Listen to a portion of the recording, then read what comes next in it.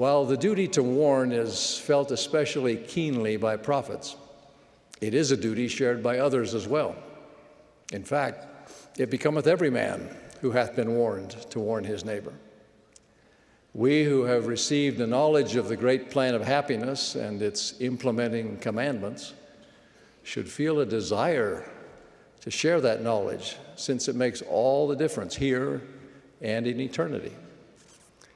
And if we ask, who is my neighbor that I should warn? Surely the answer will be found in a parable that begins, a certain man went down from Jerusalem to Jericho and fell among thieves, and so forth. Considering the parable of the Good Samaritan in this context reminds us that the question, who is my neighbor, was tied to the two great commandments. Thou shalt love the Lord thy God with all thy heart and with all thy soul and with all thy strength and with all thy mind, and thy neighbor as thyself.